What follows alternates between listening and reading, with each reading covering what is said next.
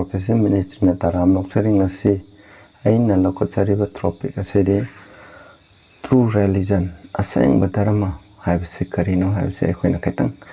yengmana si Bible ki matung ina aseng batarama ekhoina Christian hariga ekhoina kari tawgani haiba asigi maramda okoi khari yengmana si ahan bada ekhoi ishwar pathana thause sagada lebe ipa ishwar nana ekhoi da piba zum batarama haibse karino हाबसिगे मरमदा खैतंग नैना गथोरि मसिदा नाहाना बोल पिपिउ तारे basin option से बोल पिपिउ थवाइ सेंगना सेंबिउ प्रभु यीशु ख्रिस्ट की मिंग खुरम जरी आमेन हाइको जेम्स 1 की 27 से पामिना से मसिदा है pure religion and undefiled before God ईश्वर की ममांग दा असेंगबा मोतबा धर्म दी मसिनी है to visit the fatherless and widow in their affliction मपा लेतबा हाइदे मसासिंग लुख्राबेसिंगी मखोइगी अवाबदा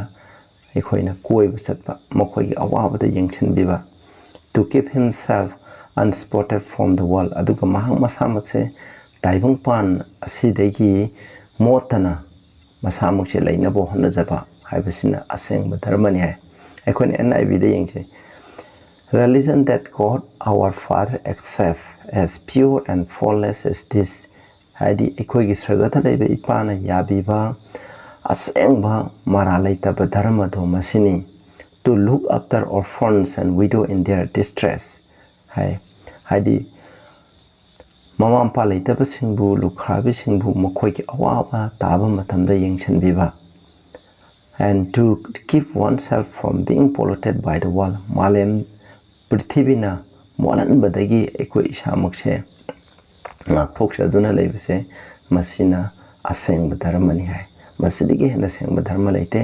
अदुना असेंग धर्म बाइबल ना तापीबसे लुखाबी लेता लाइरा तोला तारब सिंबु एखोइना मतेंग पांगबा मसे मखोइ की सानिंगाइ थंगाइ लेतबा मतम एनी मखोइन अवा ताबा मतम दा एखोइना ngamba सेनगी ओइरो अदेगी मना मसिंग ओइरो सान थंगना बोइरो फिरोल ओइरो एनी मखोइदा अदुम ngamdrasu एखोइना मखोइदा चलगा मखोइगा अवानादा सरुग याबीबा मसी असेंग धर्मनेबा अदुगा एखोइ इसामकसे तायंग पानबगी हाइदि मालेमगी पामना थलबम मालेमगी फत्तबा सिंगसिना एखोइ इसामकसे मोलनदुना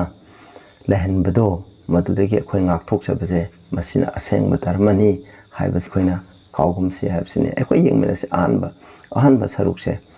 एखोइना लेतलाइरा तोला तारबसिमु पांगबसिगी मरमदा बाइबलना क्यान पीब्रा हाइबदो यंगमेनसे आइना सामना हाइजरके नखोइना टेक्सिंग से यंगबिउ इसिनाउसिंग सिदा एक्सोडस 22 की 22 दैना 24 दा हाय नखोइना लुख्राबिसिंग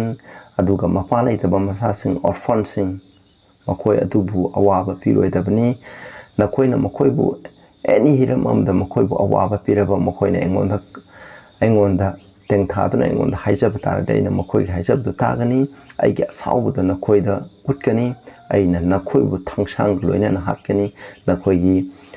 नुपी सिंग नखोइगी नुपी सिंग अदु लुख्राबी ओहगनी नखोइगी नसा सिंग अदु मपा लेतबा मसा सिंग ऑर्फन सिंग हाइबदु ओहौगनी हाइना इशोन अकनबु वार्निंग थी अदुना लेतलारा तोलाब तारबु सिंगबु एखोइना सेवा तौबसे कोइना इशोबु सेवा तौबु चमाने इस्नाउसिंग अदुगा जॉब न जो है जॉब 22 की 9 to 10 है अदन जॉब की मानबसिना जॉब त मानसे नंगना करिगी दम अवाब नंगमुन हाइबदन नंगना लुख्राबे सिंगबु मखोइबु बिखा निबा मतमदा मखोइना सानिंगाइ निबा मतमदा मखोइबु हांग मखुद हांगना थादोकपिबा अदुगा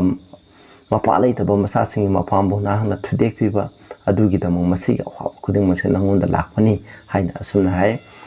आइजेया 1 की 17 द जो हाय अफबतमु अचुम्बा वायन थिउ ओटनैरिबसिंगबु बुफानबिउ मपा लेतबसिंग अदुबु वायन बिउ असुम्बु वायन बिउ लुख्राबिसिंग हाइजबिउ हाइना आइजेया 1:17 द सुना हाय अदु डेरमेसिस की 7 की 6:7 हाय इजे मसासना करिगी चै हुमद्रा चुमना मखोइना मिनाय ओइना बाबिलोन की मखादा मखोइ बलामफा ओइना पुबगी मरमसे मसिदा पीरिबनेको नखोइना मधु सलोगे हाय तादि लमनामसिंगबु ओटनैबा तौकनु मपा लेतबा मसासिंग हाइदि मखोइ अदुबु ओटनैगनु लुख्राबिसिंगबु ओटनैगनु मरा लेतबा मिसिंगबु हातपा तुपा तौगनु अतोपा लाइसिंग खुनमगनु हाइबसिने अदोइ तादि नखोइ सि मफम मसिदा nakhoi napa napuda pikiba mafum asida nakhoi matam khudimaki oina laigini habni aduna hairiba singje tawdabadagi makhoi Babylon gi makhada chahi humdra oina mina wai Zechariah 17 da jai pasidai lukhabi sing mapalai ta sing lamlam sing dai da sing do onai ba tawganu habni makhoi mayokta nakhoi national sing mai ta phataba tawge na khanganu hai duga Deuteronomy 15 ge 11 da asam hai asidagi habni Israel lebaktagi hojiti malam prithibidagi haisai lai da singje kokpa haibase lairo habni matam khudingda prithibina lairiba makai lai da base laigani maram aduna aina nakhoida hairi nakhoigi nakhut ado khulam launa thingtho nakina sinau sing lai da basingda darka laiba misingda nakhoi nakhut thingtho habni makhoi mateng pau kari da mai shona lai da basing adum lehengadrimno haiba matamda aikhoi amaga mateng pang ngai gi damo ishori seba tong ngai gi damo lai gi dawri bani haiba se aikhoina khawgumsi aduga job to mu hai job to jai aina lai ba singbu mateng pang makhoi bu kan bi makhoina haijaba matamda mapa laitaba masasina mama pa laitaba masasina ngon haijaba matamda tabi makhoi bu mateng pang mitang basing da ai mit oi khongtek pasing gi damo ai khong oi lai ba singi mapa oi asina asumna hai mana adun somna su mateng pangi Abraham na su mateng pangi aikoi gi dharma gi oiba aikoi gi lusingba sing aikoi gi protection na su laitala da sing da loina mateng pangi habse aikoi na Bible da gi asumna hai Proverb ta zo mu hai 14 gi 31 da lai da sing bu wat laiba mahado ma ki sembi bo mapu atu bu mingcha thian bani hai koi na lai da bam tam da thawai usitana tawba makhoi da thina ngangbi ba makhoi da mateng pangbi da punam ase aikoi gi lai semba haidi laire ba adu sembi ba ishora se masibu mingcha thian bani mangon da mamai da khali tesan ba chamani sinau sin aikoi na masi kawgum si maram di laire ba ishon sembani kari gi da mu semi ina khun ba aikoi na laire ba singdu mateng pang ngai amaga mateng pang na fe ishogi nungsiu du uningai gi da mu sembani hai sida hai Proverb 19 gi 17 da su laire ba singda min nungsiba mi sing ado minungsi uliba mising ado kaidoba ishoda paisa sandokpani hai khona lairabna mateng pangbade ishoda paisa sandokpani aduna mahangna ikhoida soidana amuhna pibigini hai marang hena pibigini akoina hena piringai shona ikhoida pibirakani hai aduga Matthew 19:21 da swai ina khumanu pa amana adudai prabhuna ham kona mana yathasi loina ngai hairagadi hai nang mapung pharagadi nangi araibudo yontho lairo singda piu hamni aduga nang sargada laigini aikhoina lairo singda mateng pangba kana lukhrabi sing laita lairo sing makhoida mateng pangba habse sargada laiba ipai shoda mateng pangman heba mase aikhoina khawba yade look I think 20 da 18 da sai nangi amatang wale nangi laihibdo yolo lairo singda yentho aduga nang sargada laigini lau ai tung lau habni aikhoina ishogi matung inba sengba kristani haina aikhoina salaga aikhoina nungaina leiba aikhoigi sinau singna awa taba matamda yingbida ba keroli kaida leiba misingna awa taba matamda mateng kara haiba matamda leite khote na haiba asigumba se ishona yate aikhoina ngamba mateng pangadabani aikhoina masi aikhoina kawbe hade masi atsang dharmane masi ya thade aikhoina nungshina wahne Prabhu Jesu Christa masamuna sai 2 Corinthians 8:9 da nakhoina khangi madudi ishogi thaujan ado Prabhu Jesu Christa gi thaujan ado nakhoina khangi madudi maha ina khunba tarasu nang aigi marang ki damu mag laira bo rakhi ma ki laira badugi mapane khoi ina khuname kaida thawai de ina khuname sina ta khoi thawai de ina khunba yam darka lai ai khoi pisa marang kai ba taragadi aikoi laira basingda mateng phangba se aikoi thawai de na khunbani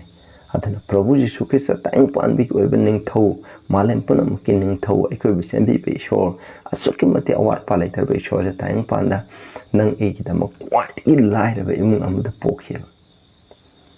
laira ba imung da pokpogi laira ba ya wa ba sai thingba mahana khangye admai tawdana laira ba ya wa do aikoi khangcheba aikoi jo ngang ne de yam laire aikoi phau cholong khulaga aikoi chare samana nga pharaga aikoi chare awabdo khangneba aduna aikoi miga awabda aikoi yengba ngamde sinausa aikoi na awaba singase ꯑꯩꯈꯣꯏꯅ ꯃꯇꯦꯡ ꯄꯥꯡꯁꯤ ꯍꯥꯏꯕꯁꯦ ꯃꯁꯤꯅ ꯃꯁꯤ ꯇꯧꯗ꯭ꯔꯕ ꯑꯩꯅ ꯐꯅ ꯆꯔꯆ ꯀꯥꯏꯁꯨ ꯑꯩꯅ offering ꯐꯅ ꯄꯤ ꯍꯥꯏꯔꯁꯨ ꯑꯩ ꯏꯁꯣꯔꯒꯤ ꯃꯃꯥꯡꯗ ꯑꯩꯅ ꯆꯠꯂꯤꯕ ꯙꯔꯃꯁꯦ ꯁꯥꯁꯤꯟꯅꯕ ꯙꯔꯃꯅꯦꯕ ꯑꯗꯨꯒ ꯑꯅꯤꯁꯨꯕ ꯄꯣꯏꯟꯗ ꯌꯥꯝꯅ ꯃꯔꯨ ꯑꯣꯏꯕꯁꯦ ꯑꯩꯈꯣই ꯏꯁꯥꯃꯛ ꯃꯣꯠꯇꯅ ꯂꯩꯕ ꯍꯥꯏꯕꯗꯤ ꯄꯥꯞꯅ ꯃꯣꯠꯍꯟꯗꯕ ꯄꯥꯞ ꯇꯧꯗꯕ ꯃꯥꯂꯦꯝ ꯄ꯭ꯔꯤꯊꯤꯕꯤꯒꯤ ꯑꯣꯏꯕ ꯑꯃꯣꯠꯄꯁꯤꯡ ꯑꯁꯦ ꯇꯥꯏꯕꯪꯄꯥꯟꯗ ꯇꯧꯅꯔꯤꯕ ꯏꯁꯣꯔꯅ ꯌꯥꯗꯕ ꯊꯕꯛꯁꯤꯡ ꯑꯁꯦ ꯇꯧꯔꯒ ꯃꯈꯣꯏꯒꯤ ꯃꯇꯨꯡ ꯏꯜꯂꯒ ꯌꯦꯡꯂꯒ ꯇꯥꯔꯒ ꯎꯔꯒ ꯑꯩꯈꯣꯏꯁꯦ ꯃꯣꯠꯍꯟꯗꯕ ꯍꯥꯏꯕꯁꯦ ꯃꯁꯤ ꯑꯩꯈꯣꯏꯒꯤ ꯏꯊꯧ ꯑꯃꯅꯤ ꯃꯁꯤ ꯑꯅꯤꯁꯦ ꯑꯩꯈꯣꯏꯅ ꯇꯧꯔꯨꯕ ꯃꯇꯝꯗ ꯉꯝꯒꯅꯦꯕ ꯑꯁꯤ 1 John 2:15 ꯍꯥꯏ ꯇꯥꯏꯕꯪꯄꯥꯟ ꯅꯨꯡꯁꯤꯒꯅꯨ ꯃꯁꯤꯗ ꯂꯩꯔꯤꯕ ꯄꯨꯝꯅꯃꯛ ꯑꯁꯦ ꯅꯨꯡꯁꯤꯒꯅꯨ ꯍꯥꯏꯕꯅꯤ ꯀꯅꯥꯒꯨꯝꯕꯗ ꯇꯥꯏꯕꯪꯄꯥꯟ ꯅꯨꯡꯁꯤꯕꯗꯤ ꯏꯁꯣꯔꯒꯤ ꯅꯨꯡꯁꯤꯕ ꯂꯩꯇꯦ ꯇꯥꯏꯕꯪꯄꯥꯟ ꯅꯨꯡꯁꯤꯒꯅꯨ ꯇꯥꯏꯕꯪꯄꯥꯟꯗ ꯂꯩꯕ ꯃꯤꯁꯤꯡ ꯅꯨꯡꯁꯤꯒꯅꯨ ꯍꯥꯏꯕ ꯅꯠꯇꯦ ꯇꯥꯏꯕꯪꯄꯥꯟꯗ ꯃꯤꯅ ꯇꯧꯔꯤꯕ ꯄꯥꯞꯁꯤꯡ ꯑꯁꯦ ꯏꯊꯛ ꯍꯔꯥꯎ ꯀꯨꯝꯍꯩ ꯏꯊꯛ ꯏꯔꯥꯡ ꯄꯨꯝꯅꯃꯛ ꯏꯁꯣꯔꯕꯨ ꯀꯥꯎꯊꯣꯛꯍꯟꯕ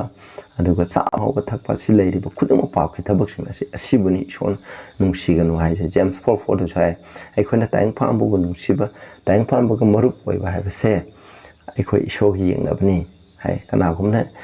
ꯇꯥꯏꯕꯪꯄꯥꯟꯒ ꯃꯔꯨ ꯑꯣꯏꯇꯥꯔꯗꯤ ꯃꯍꯥꯛ ꯏꯁꯣꯔꯒꯤ ꯌꯦꯡꯅꯕ ꯑꯣꯏ ꯍꯥꯏꯕꯅꯤ ꯍꯥꯏꯕꯗꯤ ꯑꯩꯈꯣꯏꯅ ꯇꯥꯏꯕꯪꯄꯥꯟꯗ ꯃꯤꯁꯤꯡꯅ ꯇꯧꯔꯤꯕ ꯏꯁꯣꯔꯅ ꯌꯥꯗꯕ ꯊꯕꯛꯁꯤꯡꯁꯦ ꯑꯩꯈꯣꯏꯅ ꯇꯧꯔꯒ ꯑꯗꯨꯒ ꯑꯗꯨꯒꯨꯝꯕ ꯌꯥꯗꯕ ꯃꯤꯁꯤꯡ ꯑꯗꯨꯒ ꯇꯤꯟꯅꯗꯨꯅ ꯆꯠꯄ ꯍꯥꯏꯕꯁꯦ ꯏꯁꯣꯔꯒꯤ ꯌꯦꯡꯅꯕꯅꯤ ꯃꯁꯤ ꯑꯀꯟꯕ ꯋꯥꯔꯅꯤꯡꯅꯤ ꯏꯆꯤꯟ ꯏꯅꯥꯎꯁꯤꯡ ꯍꯥꯏꯔꯤꯕꯁꯦ ꯃꯁꯤ ꯑꯩꯈꯣꯏꯅ ꯇꯧꯔꯗꯣꯏꯅꯤ ꯑꯩꯈꯣꯏꯅ ꯇꯥꯏꯕꯪꯄꯥꯟꯕꯒꯤ ꯃꯇꯨꯡ ꯏꯟꯅ ꯆꯠꯄ ꯃꯇꯝꯗ ꯑꯩꯈꯣꯏ ꯏꯁꯥꯃꯛꯁꯦ ꯄꯥꯞꯅ ꯄꯤꯛ ꯊꯜꯂꯦꯕ ꯏꯁꯣꯔꯅ ꯌꯥꯗꯕ ꯊꯕꯛꯁꯤꯡ ꯑꯗꯨ ꯇꯧꯔꯛꯑꯦꯕ ꯃꯗꯨꯅ ꯃꯔꯝ ꯑꯣꯏꯗꯨꯅ ꯑꯩ ꯅꯣꯔꯣꯛ ꯆꯠꯅꯤꯡꯉꯥꯏꯒꯤ ꯂꯝꯕꯤ ꯑꯣꯏꯔꯤ ꯍꯥꯏꯕꯁꯦ ꯑꯩꯈꯣꯏ ꯀꯥꯎꯒꯨꯝꯁꯤ 2 Corinthians 6:17-18ꯗꯁꯨ ꯍꯥꯏ ꯃꯈꯣꯏꯒꯤ ꯃꯔꯛꯇꯒꯤ ꯊꯣꯛꯎ ꯄꯥꯄꯤꯁꯤꯡ ꯑꯗꯨꯒꯤ ꯃꯔꯛꯇꯒꯤ ꯊꯣꯛꯎ ꯌꯨ ꯊꯛꯄ ꯑꯗꯨꯒ ꯂꯩꯔꯤꯕ ꯑꯗꯒꯤ ꯅꯤꯁꯥꯗ ꯉꯥꯎꯕ ꯃꯤꯁꯤꯡ ꯅꯨꯄꯤ ꯑꯉꯥꯡ ꯑꯣꯠꯄ ꯃꯤꯁꯤꯡ ꯂꯩꯔꯤꯕ ꯇꯥꯏꯕꯪꯄꯥꯟꯕꯒꯤ ꯏꯊꯛ ꯏꯔꯥꯡꯗ ꯇꯥꯎꯔꯤꯕ ꯀꯨꯝꯍꯩꯗ ꯇꯥꯎꯔꯤꯕ ꯃꯤꯁꯤꯡ ꯄꯨꯝꯅꯃꯛ ꯇꯥꯏꯕꯪꯄꯥꯟꯗ ꯇꯧꯅꯔꯤꯕ ꯐꯠꯇꯕ ꯄꯥꯞꯁꯤꯡ ꯄꯨꯝꯅꯃꯛ ꯑꯁꯤꯒꯤ ꯃꯔꯛꯇꯒꯤ ꯅꯈꯣꯏ ꯊꯣꯛꯂꯛꯎ ꯇꯣꯉꯥꯟꯅ ꯂꯩꯌꯨ ꯁꯦꯡꯗꯕ ꯀꯔꯤꯃꯠꯇ ꯁꯣꯛꯀꯅꯨ ꯑꯩꯅ ꯅꯈꯣꯏꯕꯨ ꯂꯧꯁꯤꯟꯕꯤꯒꯅꯤ ꯍꯥꯏꯕꯅꯤ ꯁꯦꯡꯗꯕ ꯍꯥꯏꯕꯗꯤ ꯄꯥꯞ ꯍꯥꯏꯕꯅꯤ ꯀꯔꯤꯒꯨꯝꯕꯗ ꯁꯣꯛꯀꯅꯨ ꯍꯥꯏ ꯑꯩꯅ ꯅꯈꯣꯏꯗ ꯃꯄꯥ ꯑꯃ ꯑꯣꯏꯒꯅꯤ ꯅꯈꯣꯏꯅ ꯑꯩꯒꯤ ꯏꯆꯥꯅꯨꯄꯥ ꯏꯆꯥꯅꯨꯄꯤꯁꯤꯡ ꯑꯣꯏꯒꯅꯤ ꯏꯁꯣꯔꯅ ꯍꯥꯏ ꯀꯌꯥꯗ ꯐꯖꯈ꯭ꯔꯕ ꯄ꯭ꯔꯣꯃꯤꯁꯅꯣ ꯑꯩꯈꯣꯏ ꯏꯁꯣꯔꯒꯤ ꯃꯆꯥꯅꯨꯄꯥ ꯃꯆꯥꯅꯨꯄꯤ ꯑꯣꯏꯕꯁꯦ ꯃꯁꯤꯗꯒꯤ ꯍꯦꯟꯅ ꯐꯕ ꯄ꯭ꯔꯣꯃꯤꯁ ꯑꯩꯈꯣꯏꯅ ꯃꯥꯂꯦꯝ ꯄ꯭ꯔꯤꯊꯤꯕꯤ ꯑꯁꯤꯗ ꯂꯩꯇꯕꯅꯤ 2 Peter 2:19-20ꯗ ꯍꯥꯏ ꯃꯁꯤꯗ ꯄꯤꯔꯤꯕꯁꯦ ꯑꯩꯈꯣই ꯑꯃꯣꯠꯄꯒꯤ ꯃꯅꯥꯏꯁꯤꯡ ꯑꯣꯏꯒꯨꯝꯁꯤ ꯍꯥꯏꯕꯅꯤ ꯑꯩꯈꯣꯏ ꯑꯣꯏꯒꯨꯝꯁꯤ ꯃꯔꯝꯗꯤ ꯃꯤ ꯑꯃꯕꯨ ꯈꯨꯗꯨꯝ ꯆꯜꯂꯤꯕ ꯃꯍꯥꯛ ꯑꯗꯨꯒꯤ ꯃꯈꯥꯗ ꯂꯩꯔꯝꯃꯤ ꯑꯩꯈꯣꯏꯅ ꯄꯥꯞ ꯇꯧꯔꯗꯤ ꯄꯥꯞꯀꯤ ꯃꯤꯅꯥꯏ ꯑꯣꯏꯔꯦ ꯁꯩꯇꯥꯟ ꯍꯥꯏꯕ ꯏꯜꯂꯒꯗꯤ ꯁꯩꯇꯥꯟꯒꯤ ꯃꯤꯅꯥꯏ ꯑꯣꯏꯔꯦ ꯇꯥꯏꯕꯪꯄꯥꯟ ꯍꯥꯏꯕ ꯏꯜꯂꯒꯗꯤ ꯇꯥꯏꯕꯪꯄꯥꯟꯒꯤ ꯃꯤꯅꯥꯏ ꯑꯣꯏꯔꯦ ꯇꯥꯏꯕꯪꯄꯥꯟꯒꯤ ꯃꯤꯅꯥꯏ ꯑꯣꯏꯕ ꯍꯥꯏꯕꯗꯤ ꯁꯩꯇꯥꯟꯒꯤ ꯃꯤꯅꯥꯏ ꯑꯣꯏꯕꯅꯤ ꯑꯗꯨꯅ ꯁꯩꯇꯥꯟꯒꯤ ꯃꯤꯅꯥꯏ ꯑꯣꯏꯕ ꯍꯥꯏꯕꯗꯤ ꯑꯩꯈꯣই ꯑꯁꯤꯕ ꯐꯪꯖꯒꯦ ꯍꯥꯏꯕꯅꯤ ꯍꯥꯏ ꯃꯁꯤꯗ ꯃꯈꯣꯏꯅ ꯏꯁꯣꯔꯒꯤ ꯄ꯭ꯔꯚꯨ ꯖꯤꯁꯨ ꯈ꯭ꯔꯤꯁꯇ ꯑꯩꯈꯣꯏꯒꯤ ꯀꯟꯕꯤꯕ ꯃꯄꯨꯒꯤ ꯈꯪꯂꯒ ꯇꯥꯏꯕꯪꯄꯥꯟꯒꯤ ꯑꯃꯣꯠꯄ ꯈꯨꯗꯤꯡꯃꯛ ꯇꯥꯏꯕꯪꯄꯥꯟꯗ ꯇꯧꯔꯤꯕ ꯐꯠꯇꯕ ꯄꯥꯞꯀꯤ ꯊꯕꯛ ꯈꯨꯗꯤꯡꯃꯛꯇ ꯂꯣꯏꯅ ꯊꯥꯗꯣꯛꯂꯕ ꯃꯇꯨꯡꯗ ꯑꯃꯨꯛ ꯍꯟꯅ ꯃꯈꯣꯏꯅ ꯑꯃꯨꯛ ꯇꯧꯕ ꯇꯥꯔꯒꯗꯤ ꯃꯈꯣꯏꯒꯤ ꯑꯔꯣꯏꯕꯁꯦ ꯃꯈꯣꯏ ꯍꯦꯟꯅ ꯑꯍꯥꯟꯕꯗꯒꯤ ꯃꯈꯣꯏ ꯌꯥꯝꯅ ꯐꯠꯇꯦ ꯍꯥꯏꯕꯅꯤ ꯏꯁꯣꯔ ꯈꯪꯂꯝꯗꯕꯅ ꯍꯦꯟꯅ ꯐꯩ ꯈꯪꯂꯝꯃꯒ ꯐꯠꯇꯕ ꯃꯌꯥꯝꯁꯦ ꯑꯃꯨꯛ ꯍꯟꯖꯟꯅ ꯇꯧꯕꯕꯨꯗꯤ ꯈꯪꯂꯝꯗꯕꯅ ꯍꯦꯟꯅ ꯐꯩ ꯍꯥꯏꯅ ꯏꯁꯣꯔꯅ ꯍꯥꯏ ꯑꯩ ꯑꯔꯣꯏꯕ ꯇꯦꯛꯁ ꯑꯃ ꯍꯥꯏꯖꯔꯒꯦ 2 Peter 3:14ꯗ ꯍꯥꯏ ꯃꯔꯝ ꯑꯗꯨꯅ ꯅꯨꯡꯁꯤꯕ ꯁꯥ ꯅꯈꯣꯏꯅ ꯑꯁꯤꯒꯨꯝꯕ ꯍꯤꯔꯝꯁꯤꯡ ꯑꯁꯤ ꯌꯦꯡꯉꯨ seeing that ye have looked for such things ꯑꯁꯤꯒꯨꯝꯕꯁꯤꯡ ꯑꯁꯤꯗ ꯅꯈꯣꯏꯅ ꯌꯦꯡꯗꯨꯅ ꯂꯩꯕ ꯃꯔꯝꯅ be diligent that ye may be found of him in peace ꯃꯍꯥꯛꯅ ꯅꯍꯥꯛꯁꯦ ꯏꯪꯊ ꯇꯞꯊꯅ without spot ꯍꯥꯏꯗꯤ ꯄꯥꯞ ꯌꯥꯎꯗꯅ blameless ꯃꯔꯥ ꯂꯩꯇꯅ ꯄꯥꯞ ꯌꯥꯎꯗꯅ ꯏꯁꯣꯔꯅ ꯂꯥꯛꯄ ꯃꯇꯝꯗ ꯅꯈꯣꯏ ꯐꯪꯕ ꯑꯣꯏꯌꯨ ꯏꯁꯣꯔꯅ ꯍꯥꯏꯕꯁꯤꯡ ꯕꯥꯏꯕꯜꯅ ꯍꯥꯏꯕꯁꯤꯡ ꯄ꯭ꯔꯚꯨ ꯖꯤꯁꯨ ꯈ꯭ꯔꯤꯁꯇ ꯊꯥꯖꯗꯨꯅ ꯃꯍꯥꯛꯀꯤ ꯊꯧꯖꯥꯜꯒꯤ ꯃꯄꯥꯟꯅ ꯏꯁꯣꯔꯅ ꯍꯥꯏꯕ ꯏꯟꯕ ꯃꯤꯁꯤꯡ ꯑꯣꯏꯅ ꯐꯪꯅꯕ ꯅꯈꯣꯏ ꯂꯩꯌꯨ ꯍꯥꯏꯕꯅꯤ ꯅꯈꯣꯏ ꯄꯨꯛꯅꯤꯡ ꯆꯪꯅ ꯂꯩꯌꯨ ꯍꯥꯏꯕꯅꯤ ꯑꯗꯨꯅ ꯑꯔꯣꯏꯕꯗ ꯑꯩꯅ ꯍꯥꯏꯖꯔꯤ ꯏꯆꯤꯟ ꯏꯅꯥꯎꯁꯤꯡ ꯑꯁꯦꯡꯕ ꯙꯔꯃ ꯍꯥꯏꯕꯁꯤ ꯀꯩꯁꯨ ꯅꯠꯇꯦ ꯑꯩꯈꯣꯏꯒꯤ ꯀꯩꯔꯣꯜ ꯂꯩꯀꯥꯏꯗ ꯂꯩꯔꯤꯕ ꯂꯩꯇ ꯂꯥꯏꯔ ꯇꯣꯠꯂ ꯇꯥꯔꯕꯁꯤꯡ ꯃꯈꯣꯏꯒꯤ ꯑꯋꯥ ꯑꯅꯥꯗ ꯃꯇꯦꯡ ꯄꯥꯡꯕ ꯑꯩꯈꯣꯏ ꯅꯨꯡꯁꯤ ꯆꯥꯟꯅꯅ ꯂꯩꯃꯤꯟꯅꯕ ꯃꯁꯤ ꯑꯁꯦꯡꯕ ꯙꯔꯃꯅꯤ ꯇꯥꯏꯕꯪ ꯃꯤꯑꯣꯏꯕꯕꯨ ꯁꯦꯕꯥ ꯇꯧꯕ ꯍꯥꯏꯕꯁꯦ ꯏꯁꯣꯔꯕꯨ ꯁꯦꯕꯥ ꯇꯧꯕꯅꯤ ꯅꯈꯣꯏꯅ Matthew 25ꯒꯤ ꯑꯔꯣꯏꯕꯁꯤꯡꯗꯨꯗ ꯌꯦꯡꯉꯁꯨ ꯅꯈꯣꯏꯅ ꯈꯪꯒꯅꯤ ꯂꯥꯏꯔꯕꯕꯨ ꯁꯦꯕꯥ ꯇꯧꯕ ꯏꯁꯣꯔꯕꯨ ꯁꯦꯕꯥ ꯇꯧꯕꯅꯤ ꯀꯩꯁꯨꯝꯁꯪꯗ ꯂꯩꯕ ꯃꯤꯁꯤꯡꯗ ꯚꯤꯖꯤꯠ ꯇꯧꯕ ꯏꯁꯣꯔꯕꯨ ꯚꯤꯖꯤꯠ ꯇꯧꯕꯅꯤ ꯑꯦꯅꯤ ꯑꯩꯈꯣꯏꯅ ꯇꯧꯔꯤꯕ ꯈꯨꯗꯤꯡꯃꯛꯁꯦ ꯀꯩꯔꯣꯜ ꯂꯩꯀꯥꯏꯗ ꯂꯩꯕ ꯃꯤꯁꯤꯡꯗ ꯄꯥꯡꯂꯤꯕ ꯃꯇꯦꯡ ꯈꯨꯗꯤꯡꯃꯛꯁꯦ ꯏꯁꯣꯔꯕꯨ ꯃꯇꯦꯡ ꯄꯥꯡꯕꯅꯤ ꯍꯥꯏꯕꯁꯦ ꯑꯩꯈꯣꯏꯅ ꯀꯥꯎꯒꯨꯝꯁꯦ ꯑꯗꯨꯒ ꯂꯣꯏꯅꯅ ꯑꯩꯈꯣꯏꯅ ꯇꯥꯏꯕꯪꯄꯥꯟꯗ ꯇꯧꯔꯤꯕ ꯐꯠꯇꯕ ꯄꯥꯞꯁꯤꯡ ꯑꯁꯦ ꯑꯩꯈꯣꯏꯅ ꯊꯥꯗꯣꯛꯂꯒ ꯇꯥꯏꯕꯪꯄꯥꯟꯗ ꯏꯁꯣꯔꯅ ꯌꯥꯗꯕ ꯊꯕꯛꯁꯤꯡꯗꯤ ꯊꯥꯗꯣꯛꯑꯒ ꯑꯩꯈꯣꯏ ꯁꯦꯡꯅ ꯂꯩꯕꯁꯦ ꯑꯁꯤ ꯂꯩꯔꯕ ꯃꯇꯝꯗ ꯑꯩꯈꯣꯏ ꯑꯁꯦꯡꯕ ꯙꯔꯃ ꯑꯗꯣ ꯆꯠꯂꯤ ꯍꯥꯏꯅ ꯏꯁꯣꯔꯅ ꯍꯥꯏ ꯑꯗꯨꯅ ꯇꯥꯕꯤꯔꯤꯕ ꯃꯌꯥꯝꯗ ꯏꯁꯣꯔꯅ ꯕꯣꯔ ꯄꯤꯕ ꯑꯣꯏꯁꯅꯨ ꯁꯔꯃꯣꯟ ꯑꯁꯤꯅ ꯅꯈꯣꯏꯕꯨ ꯕꯣꯔ ꯄꯤꯕ ꯑꯣꯏꯔꯒꯗꯤ ꯅꯈꯣꯏ ꯑꯅꯧꯕ ꯑꯣꯏꯔꯒꯗꯤ ꯁꯕꯁꯀ꯭ꯔꯥꯏꯕ ꯇꯧꯕꯤꯌꯨ ꯑꯗꯨꯒ ꯃꯌꯥꯝꯗꯁꯨ ꯁꯤꯌꯔ ꯇꯧꯕꯤꯌꯨ ꯄ꯭ꯔꯥꯊꯅꯥ ꯇꯧꯁꯤ ꯁ꯭ꯋꯔꯒꯗ ꯂꯩꯕ ꯏꯄꯥ ꯌꯥꯝ ꯊꯥꯒꯠꯆꯔꯤ ꯑꯩꯈꯣꯏꯅ ꯍꯧꯖꯤꯛ ꯑꯁꯦꯡꯕ ꯑꯆꯨꯝꯕ ꯙꯔꯃ ꯍꯥꯏꯕꯁꯤ ꯀꯔꯤꯅꯣ ꯍꯥꯏꯕꯁꯤꯒꯤ ꯃꯔꯝꯗ ꯈꯤꯇꯪ ꯅꯩꯅꯈ꯭ꯔꯕ ꯑꯁꯤꯗ ꯅꯍꯥꯛꯅ ꯕꯣꯔ ꯄꯤꯕꯤꯌꯨ ꯊꯥꯔꯤꯕꯁꯤꯅ ꯈꯨꯗꯤꯡꯗꯁꯨ ꯃꯄꯥꯟ ꯅꯥꯏꯗꯕ ꯕꯣꯔ ꯄꯤꯕꯤꯌꯨ ꯄ꯭ꯔꯚꯨ ꯖꯤꯁꯨꯒꯤ ꯃꯤꯡꯗ ꯈꯨꯔꯨꯝꯖꯔꯤ ꯑꯥꯃꯦꯟ